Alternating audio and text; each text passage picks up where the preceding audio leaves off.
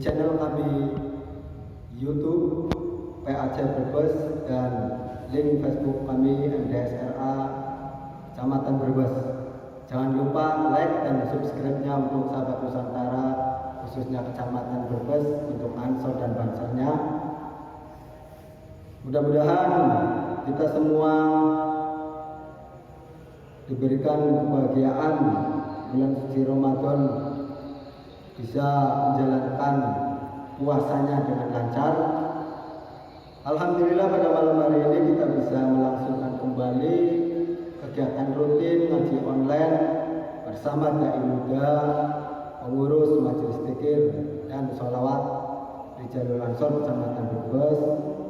Untuk malam hari ini kita bersama dengan Ustaz Muhammad Sobirin. Insya Allah dalam kajian pada malam hari ini akan mengkaji tentang kitab Nasrul Hidayah. Untuk sahabat Nusantara sekalian, mari kita simak bersama kajian dari Muhammad Sobirin, Ustaz Muhammad Sobirin. Mudah-mudahan bisa menambah wawasan keilmuan kita, khususnya untuk sahabat Ansor dan Banser Nusantara. Kepada sahabat Ustaz Muhammad Sobirin, padanya waktu dan tempat dipersilakan. Sallu ala Nabi Muhammad.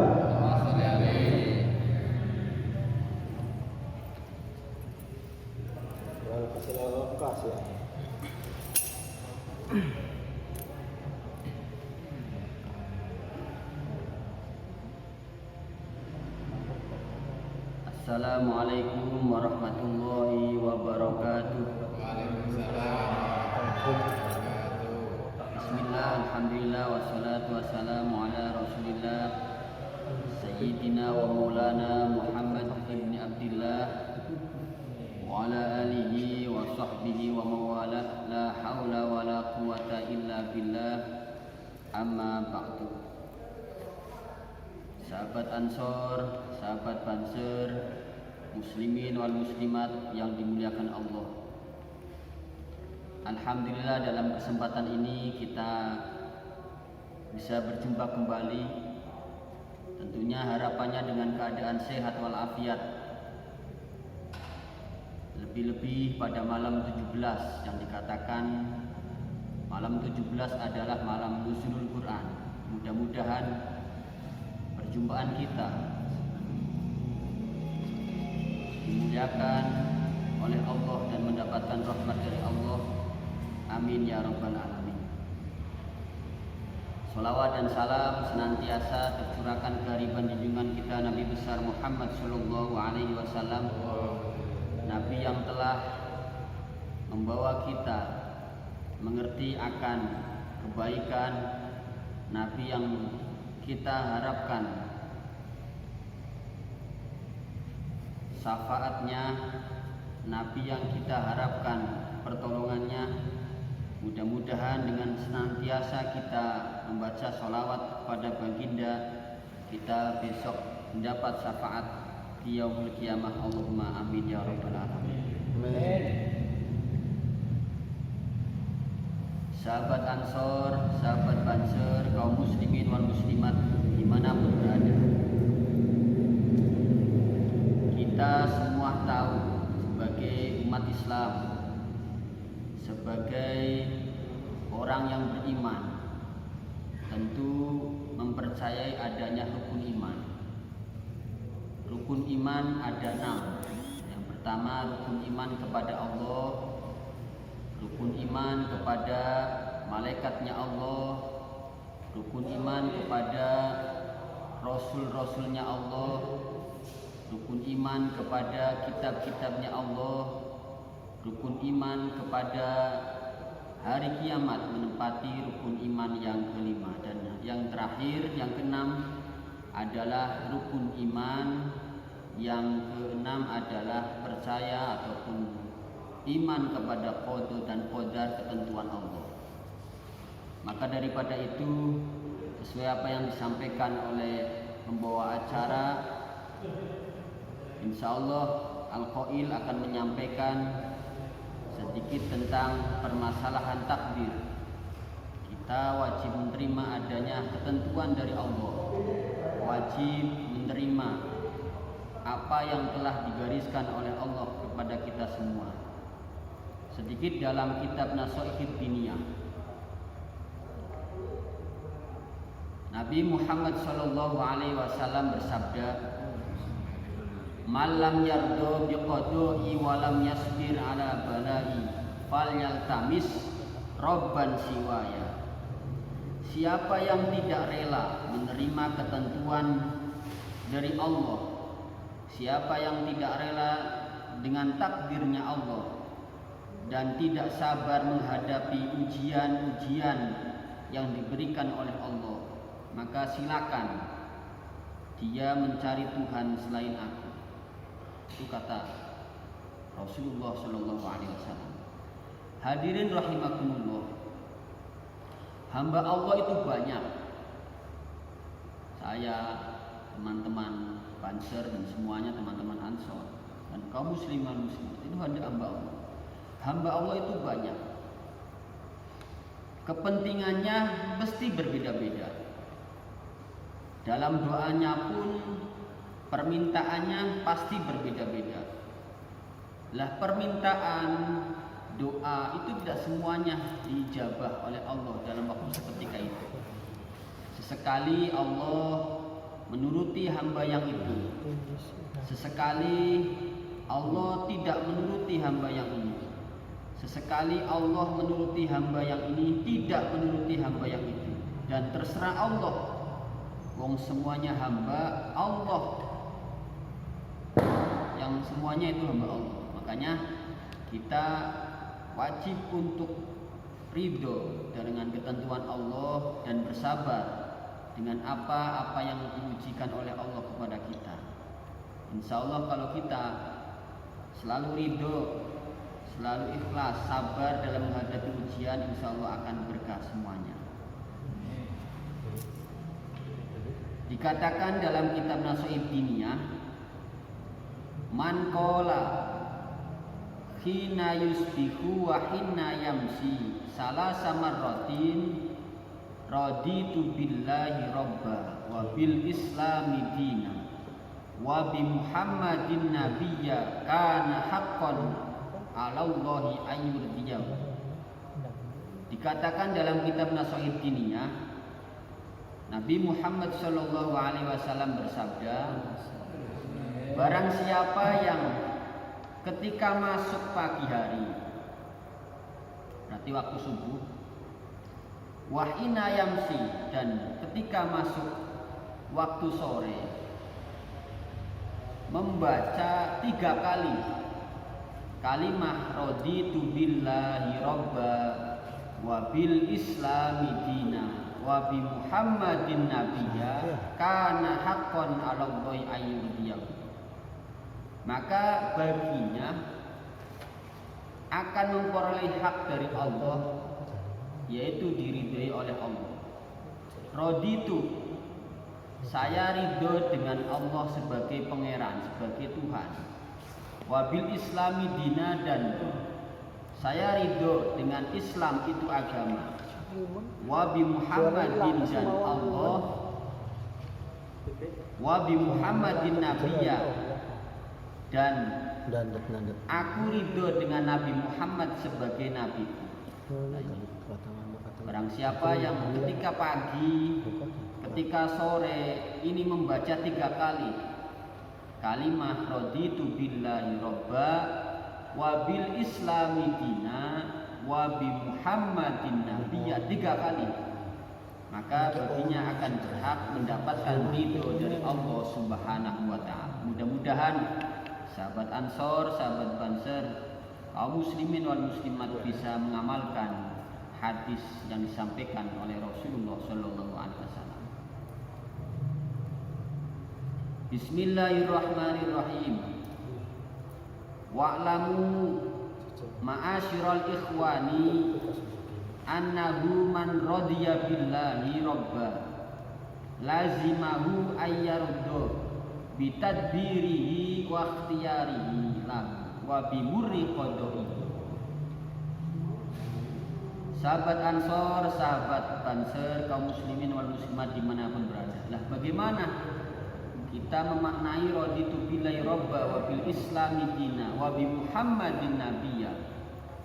Ini tidak sekedar dalam ucapan saja, tapi ini di samping kita ucapkan, hati kita yakin dan dipraktekkan secara nyata dengan anggota badan. Jadi iman kepada Allah billahi robba wa bil islami dina wa bi muhammadin nabiyya. Wa alamu ma'asyiral ikhwani annahu man radiya billah robba lazimahu. Ketahuilah kula lan panjenengan sami kedah mengertosi, saya, panjenengan dan semuanya, bahwa orang yang ridho, orang yang sudah ikhlas Allah sebagai Tuhannya, Allah sudah dijadikan Tuhannya, ini konsekuensinya lazimahu ayyardu bitadbirihi wa ikhtiyarihi lahu. Konsekuensinya harus ikhlas, harus ridho apa yang menjadi ketentuannya Allah, apa yang menjadi pemilihnya Allah. Ditakdirkan kaya, ikhlas. Ditakdirkan belum kaya, tetap ikhlas. Ditakdirkan sudah menikah, tetap ikhlas. Ataupun ditakdirkan belum menikah, ya tetap ikhlas, tetap ridho. Wa bimuri qadaihi, dan menerima dengan ketentuan Allah yang pahit. Hukum Allah, kepastian ketentuan Allah yang pahit. Allah memberikan ujian, Allah memberikan cobaan. Ini kita harus menerima. Ujian berupa keadaan yang seperti ini, kita harus menerima. Itu adalah sebuah ketentuan Allah. Manusia hanya sekedar bisa berusaha dohir dan batin agar ujian cobaan ini bisa kita hadapi dengan penuh kesabaran. Wa ayyakna bima qasahu lahu minar rizqi. Dan orang yang sudah ridho bahwa Allah ini adalah Tuhannya, ini wajib untuk menerima apa yang telah dibagikan oleh Allah kepada kita. Masalah rizki, belum kaya kita tetap ridho, ataupun sudah kaya kita tetap ridho. Anaknya juara, anaknya ranking 1, tetap ridho. Ataupun anaknya belum juara, anaknya belum ranking dalam ujiannya, ini tetap ayyakna'a bima qasamahu lahu minar rizki. Wa ayyudawima ala ta'atihi, dan orang yang ridho bahwa Allah ini adalah Tuhannya, wa ayyudawima ala ta'atihi, harus istiqomah dalam taat kepada Allah, beribadah kepada Allah dengan istiqomah, continue, jangan setengah-setengah. Kalau orang itu sudah mengaku Islam, mengaku iman Allah sebagai Tuhannya, konsekuensinya ini harus istiqomah dalam beribadah, dalam taat kepada Allah. Ini konsekuensinya. Sholat 5 waktu jangan pulang-pulang. Zakat, kalau ada keluasan rizki sudah mencapai nisab, batas wajib nisab, harus dizakati. Puasa Ramadan kita harus menjalankan, dan ibadah haji kalau sudah mampu harus dijalankan. Ini istiqomah, istiqomahan yang terangkai dalam rukun Islam. Ya minimal 3 lah. Dalam rukun Islam minimal kita 3. Yang pertama membaca syahadat, yang kedua sholat 5 waktu, dan yang ketiga puasa Ramadan. Minimal 3 itu. Kalau zakat itu kan ada ketentuan, harus mencapai nisab hartanya. Ataupun haji bagi yang mampu, ada syarat kekayaan ataupun syarat harta. Makanya haji dan zakat ini termasuk ibadah yang ghairul mahdhur. Jadi ibadah ada 2. ibadah yang mahdoh dan ibadah yang ghairil mahdoh. Ibadah mahdoh yaitu ibadah yang murni, murni hanya ibadah kepada Allah. Lah ibadah yang ghairil mahdoh ini ibadah yang tidak murni, ada campur tangan kekayaan ataupun harta. Lah ibadah mahdoh ini diantaranya membaca syahadat, yang kedua sholat 5 waktu, dan yang ketiga puasa Ramadan. Lah ibadah yang ghairil mahdoh ataupun ibadah yang tidak murni ini diantaranya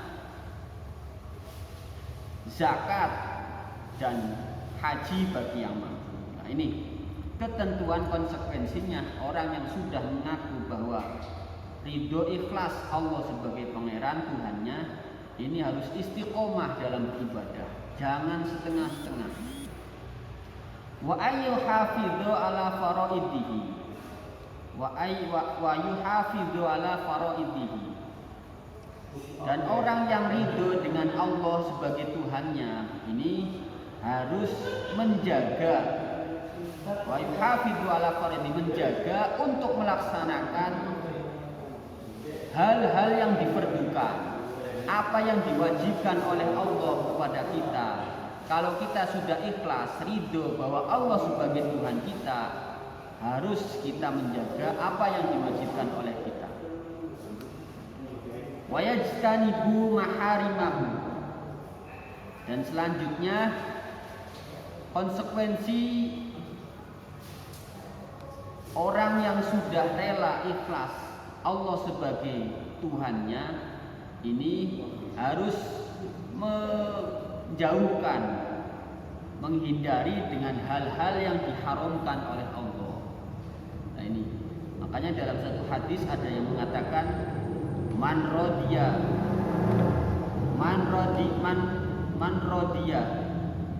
itu man qala raditu billahi rabba wa bil islami dina wa bi Muhammadin nabiyya wajabat lahu al jannah. Orang yang ridho kepada Allah sebagai Tuhannya, Nabi Muhammad sebagai nabinya, Islam sebagai agamanya, maka dia berhak untuk masuk surganya Allah. Harapannya kita semua, sahabat Ansor, sahabat Banser, kaum muslimin wal muslimat, pasti menghendaki wajabat lahu al jannah, besok bisa masuk surga bersama-sama. Tapi orang yang mengatakan Allah sebagai pangeran, Islam sebagai agama, terus Nabi Muhammad sebagai nabi, ini tidak cuma di lisan saja, tapi hatinya membenarkan dan dipraktekkan dengan cara itu tadi, menerima qada-qadarnya Allah, menerima apa yang diberikan Allah kepada kita, terus istiqomah dalam melaksanakan hal-hal yang wajib dan menjauhkan hal-hal yang dilarang oleh Allah.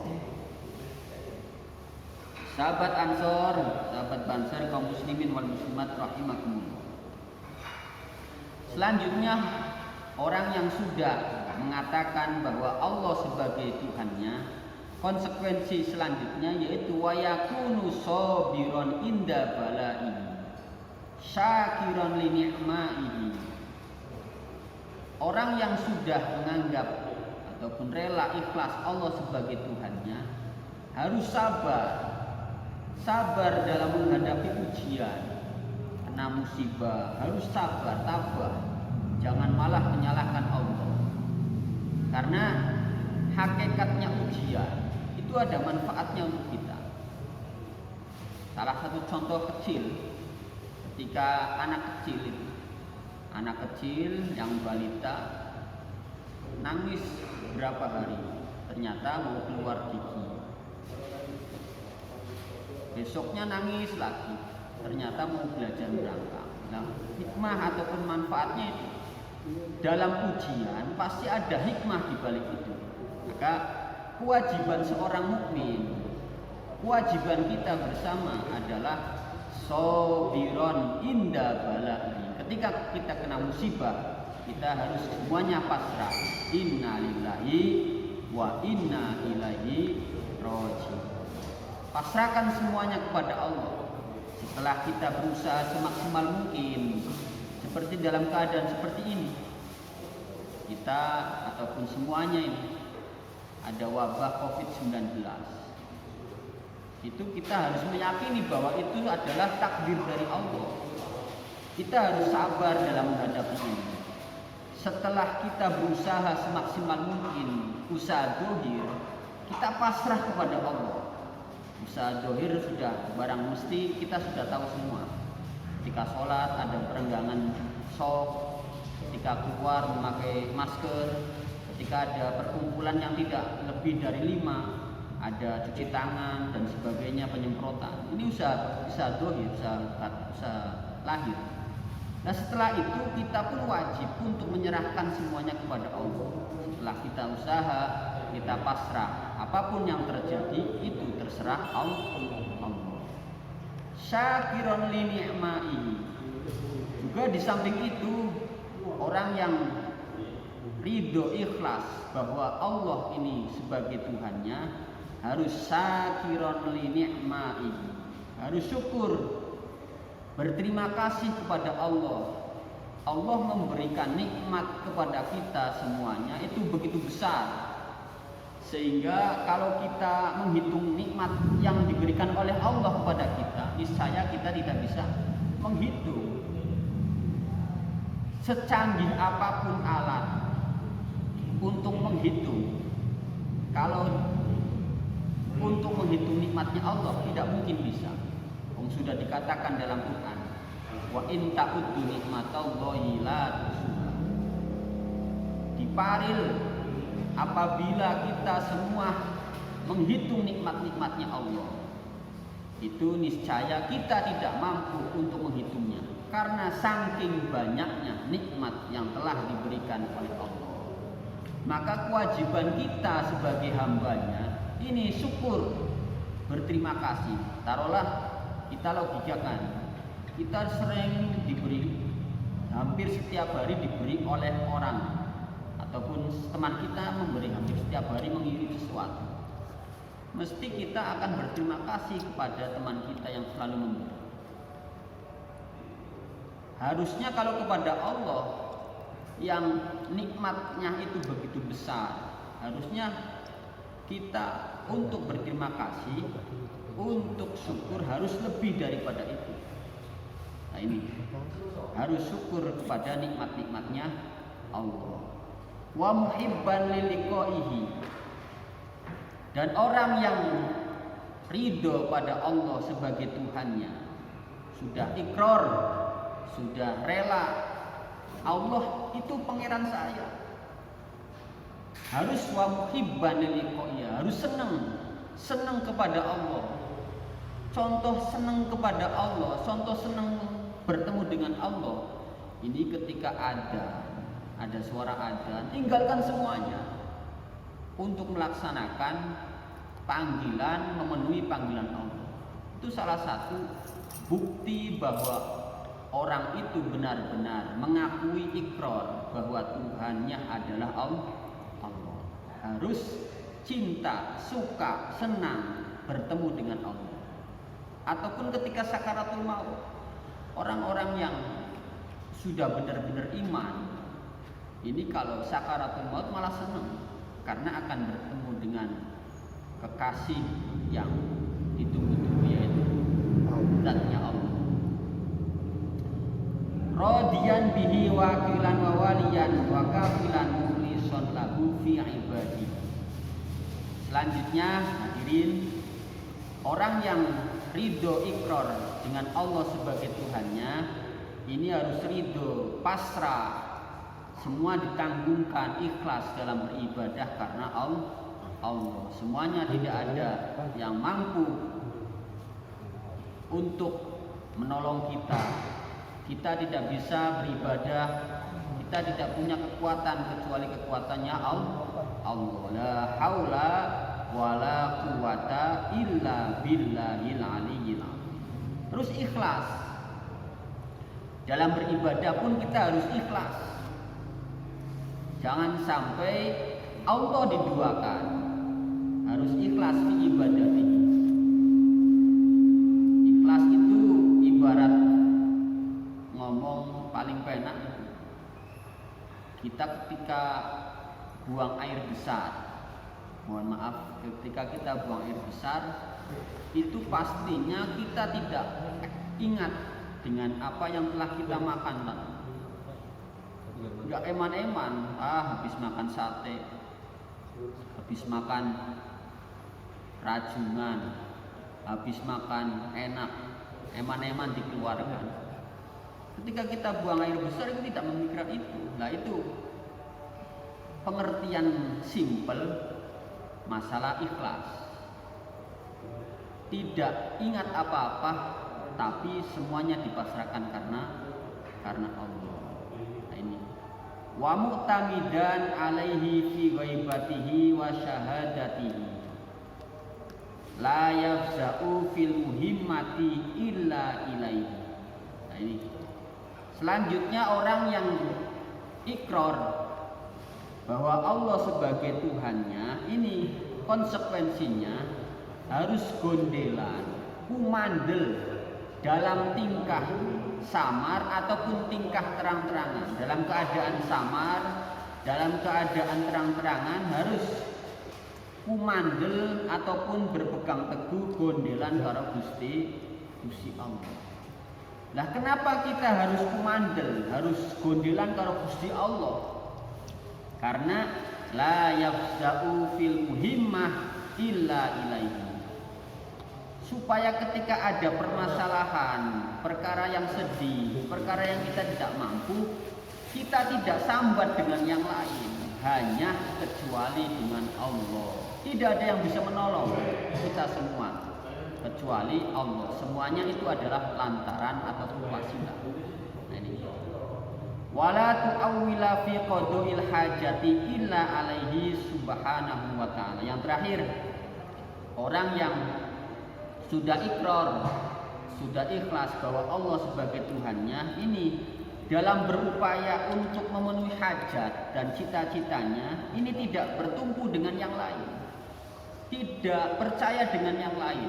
Orang percaya karo Nyi Roro Kidul, orang percaya karo sihir, orang percaya karo dukun dan sebagainya. Tapi ketika dalam upaya memenuhi hajat dan cita-cita harapan kita tidak bertumpu dengan yang lain kecuali hanya Allah Subhanahu wa ta'ala. Itu ketika kita sudah raditu billahi robba, kalau kita sudah ikrar ridho Allah sebagai Tuhan, sebagai pangeran, konsekuensinya ataupun maknanya itu tadi, diparingi nopo mawon kita terima. Tidak boleh grundel, baik manis ataupun pahit, dapat rizki ataupun dapat ujian, kita tidak boleh grundel. Diparingi rizki sepira bae diterima, sregep ibadahe, jaga kewajiban, ngedoi haram, oleh musibah ya kudu sabar, diparingi nikmat ya kudu syukur, ditimbali karo Gusti Allah ataupun ajeng sikharatul maut ya kudu malah senang. Kabeh ibadah dipasrahkan karo Gusti Allah, ikhlas mung karena Gusti Allah. Yen wis ikhlas ora oleh ngandalaken ibadah, sekalipun ibadahnya banyak, ibadahnya luar biasa siang malam, tapi tidak boleh kita mengandalkan ibadah kita yang belum tentu diterima. Tapi tetap kita andalkan adalah Allah. Tetap mengandalkan janjine Allah. Anak barang susah apa bae sambate mung karo Gusti Allah. Ingin hajatnya terpenuhi, andalane tetap njaluk donga karo Gusti Allah. Raditu billahi robba wa bil islami dina wa bi Muhammadin nabiyya wa rasulah wajabat lahu al jannah. Yang kedua, waman radiya bil islami dina, barang siapa yang ridho dengan Islam ini sebagai hambanya, sebagai agamanya, ikhlas, ridho, ikrar, aku ki agamane Islam, ki kudu primen, konsekuensinya harus bagaimana? Orang kur Islam KTP tok, orang Islam kur atas nama tok, ambil pernikahan tok, agamanya apa? Islam. Tapi konsekuensinya harus man rodiya bil Islami dina adu maharomati. Di antaranya konsekuensinya harus satu, adu mahrumatihi wa sya'airihi, harus mengagung-agungkan syiar agama Islam. Tidak boleh melecehkan Islam. Kan lucu, ngaku Islam tapi tidak mengagungkan orang Islam ataupun agama Islam. Ngaku Islam tapi malah melecehkan, menurunkan derajat Islam. Ini yang Islamnya perlu dipertanyakan. Lah kalau kita sudah ikrar ridho agama Islam sebagai agamanya, ya maka konsekuensinya harus mengagungkan syiar-syiar agama Islam. Masjid diramaikan, langgar ataupun musola dirawat dan diramaikan. Isdaji apa baik, sing penting itu bisa mensiarkan agama Islam. Kita harus semangat. Khidmah itu tidak cuma di depan layar, akan tetapi sebagai tukang masak, pasang terong, jaga parkir, itu pun khidmah. Itu pun lagi berjuang sama-sama menegakkan syiar Islam. Coba kalau dibayangkan kiai mau ceramah, nggak ada yang pasang panggung, nggak ada yang pasang listrik, nggak ada yang pasang sound system ataupun menyalakan sound system, nggak ada yang masak, nggak ada penerima tamu. Jadi apa enggak jadi. Maka saling kerjasama itu yang bisa untuk mensiarkan ataupun bisa memeriahkan, mensukseskan acara tersebut yang tidak lain untuk tujuan syiar. Ini pun termasuk khidmah dengan agama Islam. Maka daripada itu kita harus semangat. Jadi apa baik dalam posisi di jabatan NU, di jabatan Ansor, di jabatan MDSR ataupun Majelis Dakwah dan Sholawat. Jadi apa saja di posisinya apa, kita harus semangat. Karena sekecil apapun jabatan ini bisa mensukseskan semuanya. Itu yang perlu kita pegang teguh supaya khidmah kita di Nahdlatul Ulama, khidmah kita di Ansor, khidmah kita di Majelis Dakwah dan sebagainya, kita tetap semangat. Mudah-mudahan khidmah kita diterima dan diakui oleh santrinya Mbah Yai Hasyim Asy'ari. Amin. Saya ingat betul dengan guru saya bahwa orang yang khidmah berjuang untuk membela NU dalam posisi apa saja itu akan didoakan oleh Mbah Yai Hasyim Asy'ari 3 perkara. Yang pertama, rizkinya akan berkah. Dilalai anak baik rizki katoneta sotang soting katoneta markir tapi rizki tetap ada. Yang kedua, anak turunnya akan diberikan keturunan-keturunan yang soleh dan solihah. Ini harapan kita. Harapan kita setelah meninggal dunia, anak-anak kita menjadi anak yang soleh dan solihah. Yang ketiga, mati dalam keadaan husnul khotimah.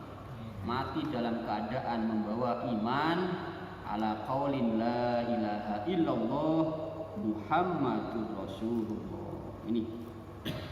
Nah, ini yang pertama. Orang yang sudah ikrar, ikhlas, ridho dengan agama Islam sebagai agamanya, ini harus mengagung-agungkan syiar Islam, tidak boleh melecehkan. Harus jadi apa baik.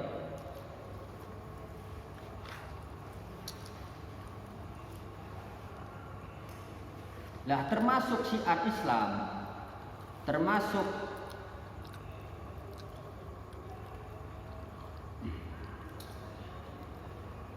syiar Islam ini adalah ulama dan habaib. Ulama habaib ini pun termasuk syiar Islam yang kita harus hormati dan harus kita patuhi apa yang telah disampaikan. Ulama-ulama yang sesuai dengan ajaran kita ahli sunnah wal jamaah harus kita hormati, jangan sampai dilecehkan. Nah, kalau ada orang yang melecehkan para ulama, melecehkan para habaib yang notabene keturunan-keturunan Rasul, ini berarti kan perlu dipertanyakan agamanya. Islamnya perlu dipertanyakan. Malah musuh kita zaman sekarang tidak seperti musuh pada waktu zaman Kanjeng Nabi. Kalau musuh pada zaman Kanjeng Nabi ini musuhnya benar-benar orang kafir, orang-orang jahiliyah. Tapi kalau sekarang musuhnya musuh dalam selimut, sama-sama agama Islam, beda aliran. Ini menjadi musuh kita. Makanya tugas kita harus tetap waspada, jangan sampai menyerang tapi tetap waspada. Sendonga bae sing akeh maca sholawat aslinya, insya Allah semuanya akan teratasi oleh keberkahan sholawat asli tersebut. Selanjutnya, walam yazal mustahidan fima yu'akiduhu wa yazidu rusukhon. Orang yang sudah ikrar, sudah rela mengucapkan agama Islam sebagai agamanya, ini harus kudu rajin, kudu sregep ngaji, goleti ilmu kanggo muati iman. Walam yazal mujtahidan fima yu'akiduhu. Orang yang sudah ikrar agama Islam sebagai agamanya, ini harus sregep, harus rajin untuk ngaji, mencari ilmu untuk menguati iman Islamnya. Ya, termasuk hadir semacam ini, termasuk menyaksikan acara-acara seperti ini, walaupun ngantuk-ngantuk buat apa, karo ngopi tetap mangkat. Ya karo rokokan semua penak-penak ngaji wong en kan anak ngopi nih, anak ngantuk buat apa mangkat. Yes, pokoknya judulnya Bismillahirrahmanirrahim, niat ngaji, go ngandelaken Islam, go ngandelaken iman. Kudu sregep ngaji kanggo muati iman. Ben ngerti urip sing bener, tata krama sing bener. Tata krama kalau sawo bae. Sebab anggere wong ngaji pasti bakal aji. Wong ngaji mesti tidak gampang menyalahkan orang lain. Orang yang selalu kumpul, sering kumpul karo masayi, sering kumpul karo wong alim, para ulama, para habaib, itu ada remnya. Karena hampir setiap hari diberikan masukan-masukan kebaikan. Akhirnya ketika mau melaksanakan, menjalankan hal-hal yang tidak dibolehkan oleh syariat, mikir, oh ya Allah, saya ingat betul dengan guru saya, dengan habib panutan saya, bahwa ini nggak boleh. Nah ini sebuah manfaat, sebuah fadilah mengaji itu semacam ini. Ketika ada hal-hal yang mendesak, ini guru mendoakan, doa guru akan sampai. Makanya harus sregep ngaji walaupun sudah merasa pintar, walaupun sudah lulusan pondok dimanapun, tetap tholabul ilmi fardhatun ala kulli muslimin. Terus tholabul ilmi, utlubul ilmi minal mahdi ilal lahdi. Sampai mati kita tetap dianjurkan untuk mencari itu. Selanjutnya, orang yang sudah ikrar, sudah rela bahwa agama Islam sebagai agamanya, ini harus wayazidu rusukhon, harus sregep ngaji, tetap sregep ngaji ben ilmunya mundak mancep, biar semakin hari semakin tambah ilmunya, tambah mancep iman Islamnya. Akhirnya akan menumbuhkan ihsan kepada Allah. Seolah-olah ketika kita beribadah itu Allah ada di depannya. Seolah-olah saja, jangan sampai meyakini Allah di depan, itu murtad. Seolah-olah Allah melihat kita, ataupun Allah ketika Allah tidak melihat, seolah-olah kita diintai atau diintai oleh Allah. Mundak mancep, ben mundak kantil mlebu ing ati, ngrasuk ing badan, jero ati iman Islam bulan panjenengan Islam. Allahumma amin ya rabbal alamin. Kumantil ati lan pikiran, rasuk ing badan kabeh jeroan, mujizat Rasul dadi pedoman, minangka dalan manjinge iman, minangka dalan manjinge iman. Sahabat Ansor sahabat Banser, kaum muslimin wal muslimat rahimakumullah. Mekaten artinya gandolan karo pangeran terus kumantil ati lan pikiran ati ini gandolan karo Gusti Allah lan merasuk ing badan sampai jero. Nah, keyakinan kita, iman kita kepada Allah ini bisa kumantil, bisa sampai merasuk ing ati. Ini awalnya itu dari dohir, kita melihat, menyaksikan para kiai dahulu, mendengarkan dengan telinga kita. Akhirnya setelah melihat, mendengarkan, akhirnya sampai turun ke hati. Dawuh-dawuh yang telah disampaikan oleh para kiai, para habaib itu mancep ing hati. Akhirnya terus selanjutnya pedoman-pedoman yang telah disampaikan, ilmu-ilmunya ini sebagai pedoman kita setiap harinya. Ini ikhtiar untuk masuknya iman kepada hati kita. Makanya jangan sampai bosan-bosan dimanapun berada. Ada kesempatan apapun kita luangkan waktu untuk ngaji dan ngaji. Wastiqomatan minal ulum wal amal wa yakunu bihi mubiton. Selanjutnya orang yang sudah ikrar, sudah rela bahwa agama Islam adalah agamanya, ini harus istiqomah. Istiqomah dalam melaksanakan ilmunya dan amalnya. Antara ilmu dan amal harus seimbang, istiqomah dalam pelaksanaannya. Dua ilmu harus diamalkan. Wa yakunu bi mubiton. Dan orang yang sudah ikrar bahwa agama Islam ini sebagai agamanya, ini harus dalam hal kebaikan jangan mau kalah. Wa yakunu mubiton. Dalam hal yang kebaikan jangan pernah kalah, harus iri. Dia makan nasi, kok bisa pinter baca Quran. Dia makannya nasi sama-sama dengan saya, kok ikut PKD. Sudah sregep nih kegiatan Ansor. Saya kok makannya sama-sama makan nasi, kok nggak sregep di Ansor. Ngaji kadang bolong-bolong, sembahyang kadang bolong-bolong. Harus iri. Dalam hal kebaikan, ketika kita sudah mengaku agama Islam, agama saya, agama kita jangan sampai mau kalah dengan hal-hal yang kebaikan, kudu iri. Karena ada dua hal yang boleh untuk kita ireni, kudu kita hasudi, kita iri. Itu ada dua perkara. Ada dua perkara yang dibolehkan oleh syariat dalam hal iri. Satu, seseorang yang diberi kelebihan rizki oleh Allah dan orang tersebut mentasarufkan untuk jalan kebaikan. Wong sugih loman, dermawan, kudu iri.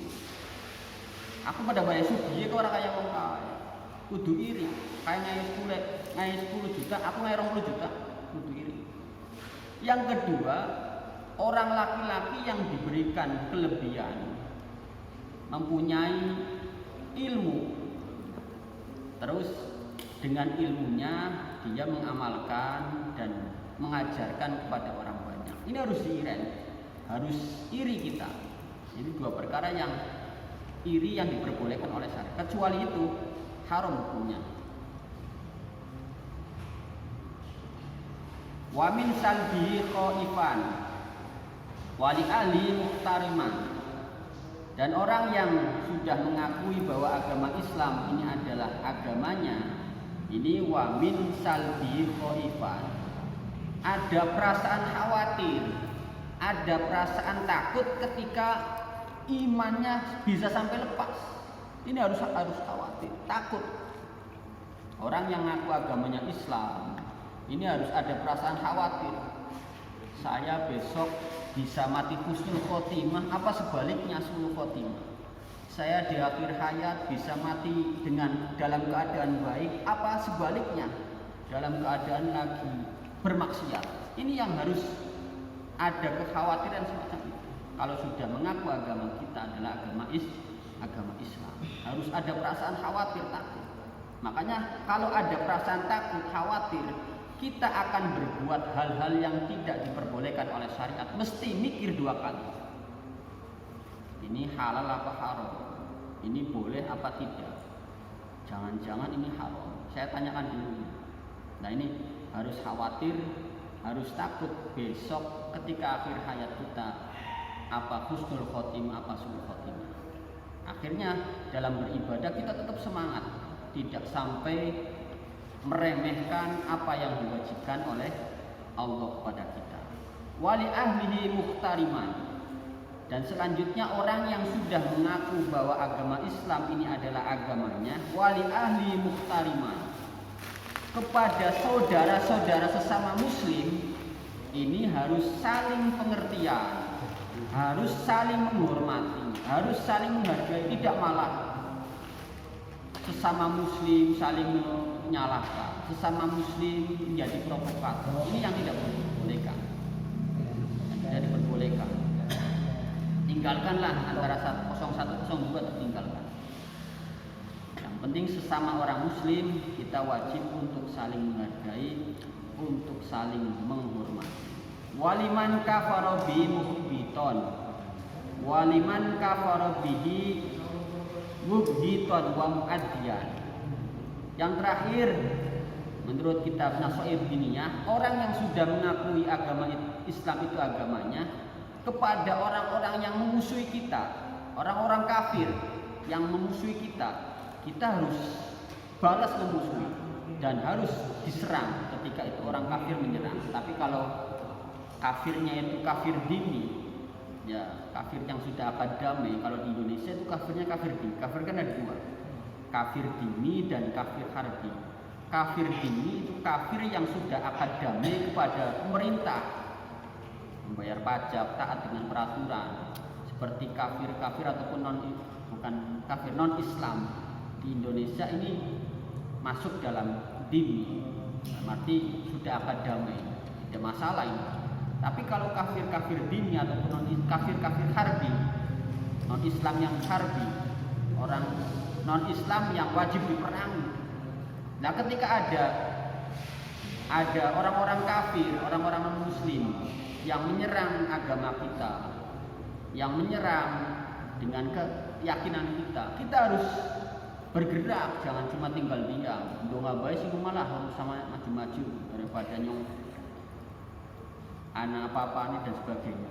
Tapi tidak semacam itu. Muslim yang baik kalau sudah mengaku agama Islam, ketika Muslim, orang Islam ataupun agama Islam kita diserang, dicemooh dan kita harus ada gerakan. Ya gerakan yang bijak. Kalau di Indonesia harus yang bijak. Ketika misal ada yang kontroversial ataupun pelecehan dalam ulama kita dilecehkan dan sebagainya, kita harus back up dengan hal-hal yang bijak lagi. Nah itu ketika kita ridho, ikhlas, ikrar agama Islam dengan menjadi agama kita, itu demikian. Harus mengagungkan syiar-syiarnya Islam, harus sregep ngaji untuk menguatkan, terus istiqomah dalam menjalankan ilmu dan amal, harus iri dengan hal yang baik, terus pada sesama muslim harus muhtarim, harus memuliakan, dan pada orang-orang kafir yang memusuhi kita harus bertindak. Nah yang terakhir, wa man radiya bi Muhammadin nabiyya kana bihi muqtadiyan. Yang terakhir sesuai dengan hadis Nabi tadi, man qala raditu billahi robba wa bil islami dina wa bi Muhammadin nabiyya wajabat lahu al jannah.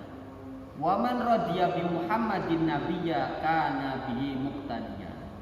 Seseorang ataupun barang siapa yang ridho, ikhlas, ikrar bahwa Nabi Muhammad Sallallahu Alaihi Wasallam adalah sebagai nabinya, konsekuensinya harus bagaimana? Ngaku Nabi Muhammad ini adalah nabi saya.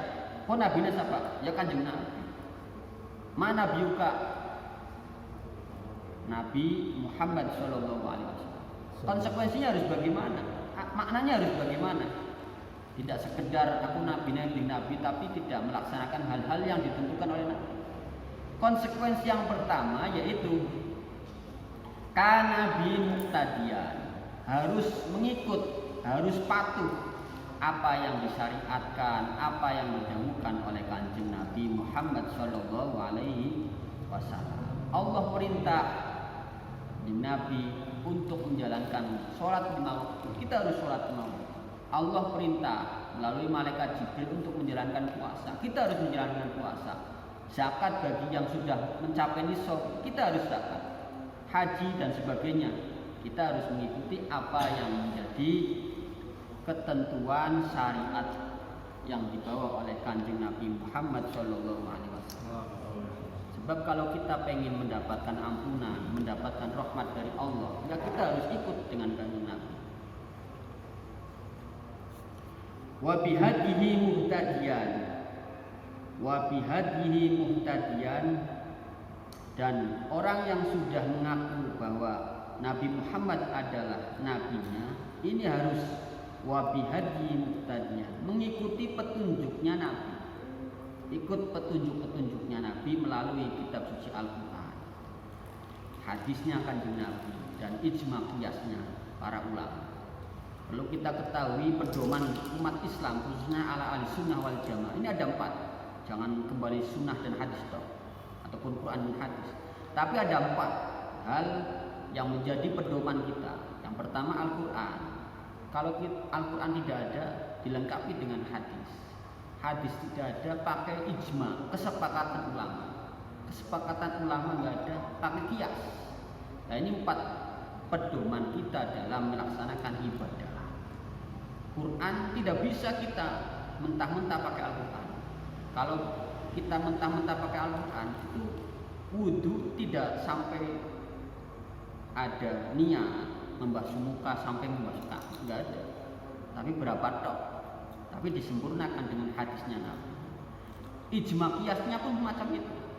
Qiyas itu adalah bisa diartikan apa yang tidak ada di Quran terus dikiaskan pada Al-Quran. Seperti contoh narkoba, pil koplo, kecubung, itu tidak ada di Quran. Goleti mumet kayak apa? Hafid, goleti di Quran, kecubung bahasa itu nggak ada.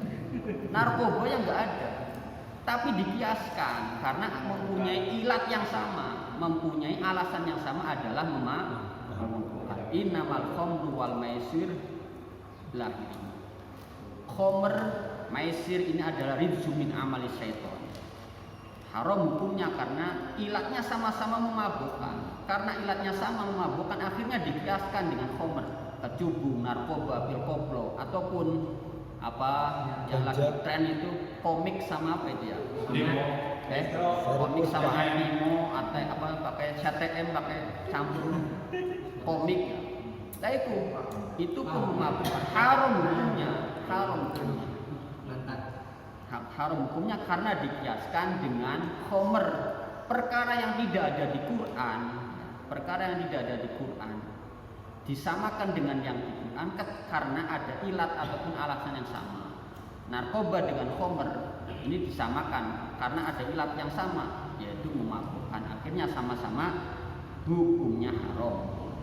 Wa bisyar'ihi mudbi'an, dan orang yang sudah mengakui bahwa Nabi Muhammad adalah nabinya, ini harus wa bisyar'ihi mudbi'an, dengan syariat-syariat yang dibawa oleh Kanjeng Nabi, ini harus ikut, harus patuh apa yang telah diperintahkan Allah melalui Kanjeng Nabi, diberikan wahyu pada malaikat Jibril, ini harus ikut, patuh, yang teringkas dalam rukun Islam dan ibadah-ibadah yang lain.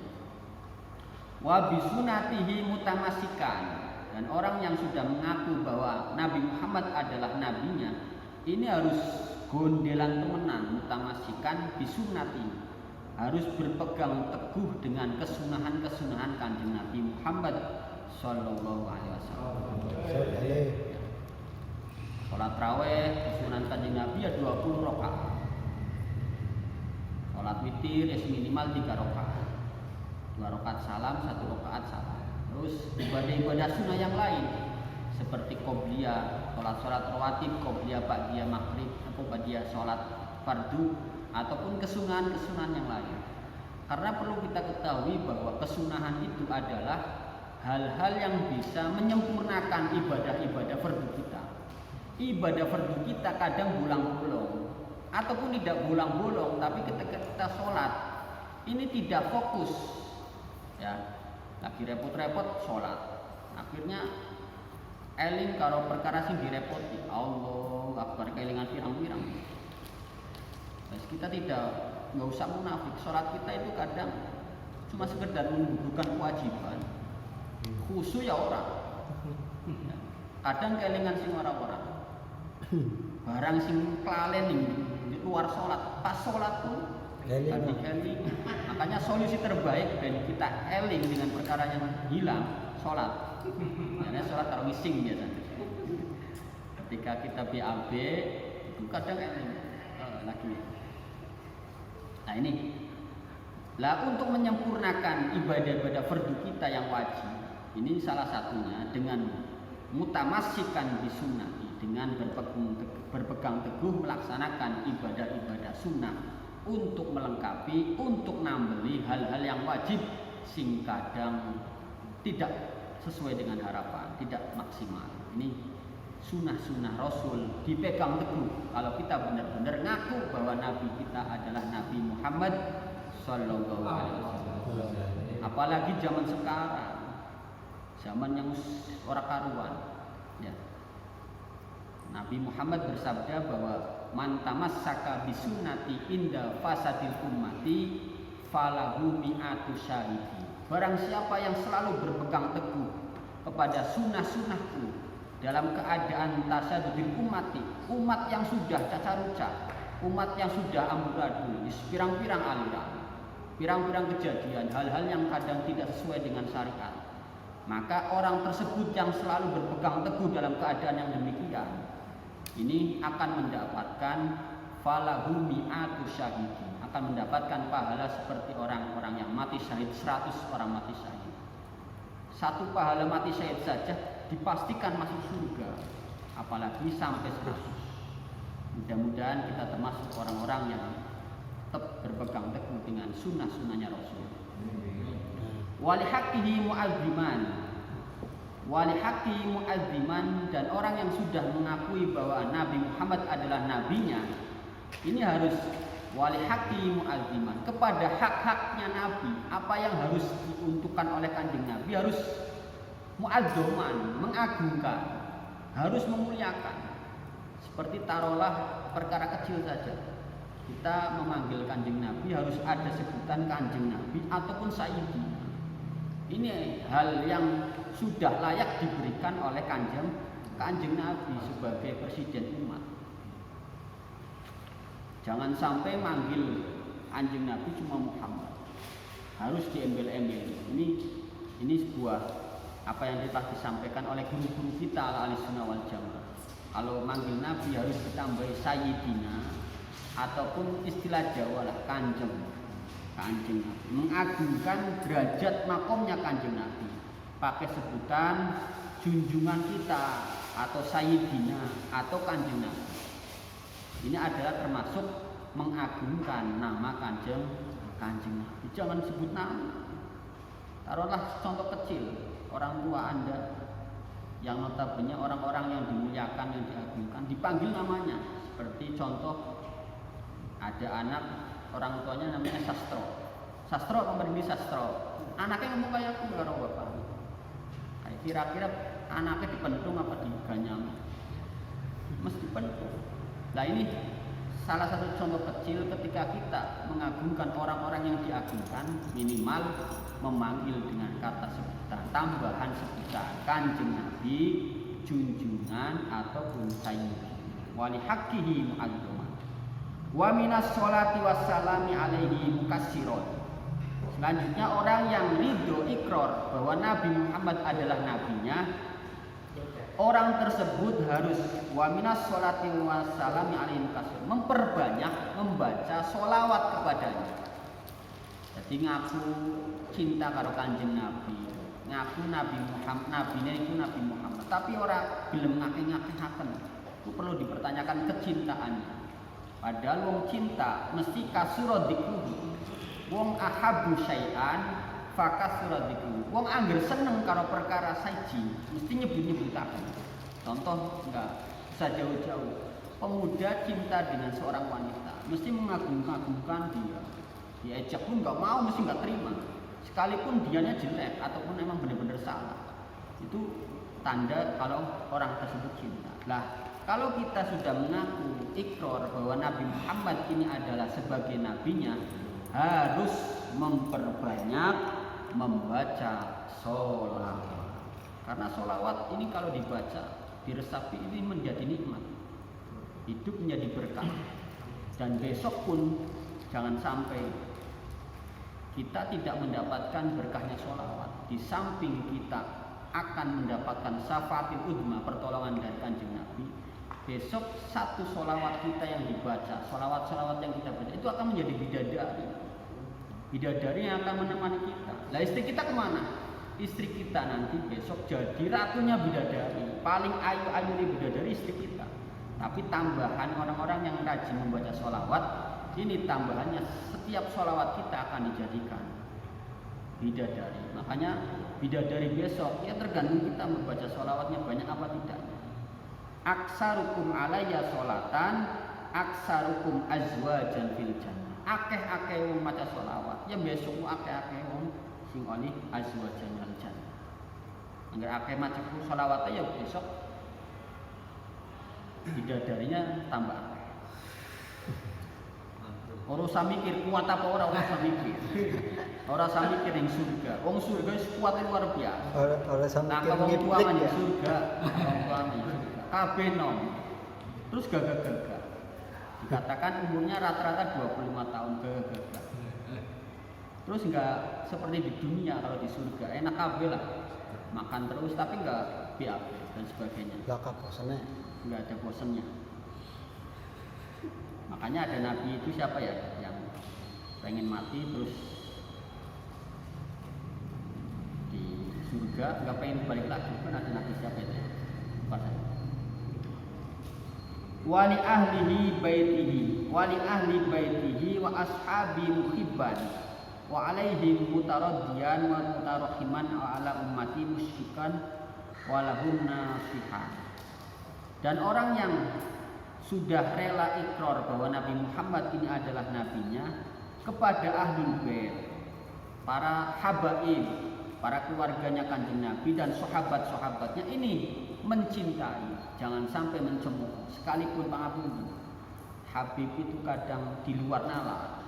Keluarga Nabi kita yang notabene orang umum, jangan sampai ada unek-unek nggak baik. Khawatirnya suladab. Wis biarkan sudon saja, husnudon saja. Dia paling lagi jadab namanya. Jadab itu ditarik pikirannya sama Allah, lagi diulang oleh malaikat. Husnudon saja. Kalau ada habaib ataupun keturunan Nabi yang kadang tidak sesuai nalar, nyeleneh. Habib orang sholat rusak, dia pikiran ke atas. Khawatir suul adab. Wali ahli baiti wa ashabi muhibban wa alaihim mutaradiyan wa mutarahiman.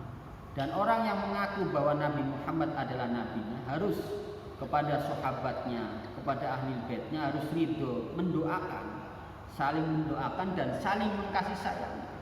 Makanya tidak sedikit di dalam kitab-kitab itu kalau ada sahabat ataupun keluarganya Kanjeng Nabi, keturunan-keturunannya itu ada radhiyallahu anhu ataupun radhiyallahu anhu. Ini sebagai bukti pembelajaran ulama-ulama kita, guru-guru kita ala ahlussunnah wal jamaah, biar kita sesama sahabat, sesama ahli bait selalu mendoakan. Kita yang mendoakan pasti akan mendapat curahan berkahnya Tuhan. Wala ummati musyiqon walahum nasihan. Yang terakhir, orang yang sudah ikrar ridho bahwa Nabi ini adalah bahwa Nabi Muhammad adalah nabinya, ini harus wa'ala ummati musyiqon. Pada umatnya Kanjeng Nabi saling mengasihi, saling berbelas kasih dan saling memberikan nasihat yang baik. Jangan sampai ada umatnya Kanjeng Nabi yang sama-sama umatnya jangan sampai malah melecehkan. Jangan sampai malah tidak memberikan nasihat yang baik, malah menyesatkan dan sebagainya. Ini yang terakhir, bahwa orang-orang yang ikhlas ridho bahwa Nabi Muhammad adalah Nabi kita semua, kita harus kepada umatnya Kanjeng Nabi ini saling memberikan nasihat dan saling menyayangi. Wal asri innal insana lafi khusrin illa alladziina amanu wa 'amilus sholihati wa tawassaw bil haqqi wa tawassaw bis sabr. Di dunia ini adalah semuanya orang rugi kecuali orang-orang yang beriman dan orang-orang yang wa tawassaw bil haqqi wa tawassaw bis sabr. Saling berwasiat dalam hal kebaikan, dalam hal kesabaran. Mungkin hanya itu yang bisa kami sampaikan. Kesimpulannya ngaji pada malam hari ini, man rodiya man qala raditu billahi rabba wa bil islami dina wa bi muhammadin nabiyya wajabat lahu al jannah. Barang siapa yang mengucapkan ridho bahwa Allah sebagai pangerannya, Tuhannya, Islam sebagai agamanya, Nabi Muhammad sebagai nabinya, orang tersebut akan mendapatkan surga balasannya. Tapi tidak cuma di lisan, tapi hati tasdikun, membenarkan dan dipraktekkan dengan kita selalu berbuat hal yang baik, menjalankan apa yang diwajibkan syariat-syariat Islam kita lakukan. Mungkin hanya itu yang bisa kami sampaikan. Mudah-mudahan bisa manfaat bagi saya khususnya dan bagi pemirsa pada umumnya. Mohon maaf atas segala kekurangan. Terima kasih atas segala perhatian. Walafuminkum. Wallahul muwaffiq ila aqwamit thoriq. Wassalamualaikum warahmatullahi wabarakatuh.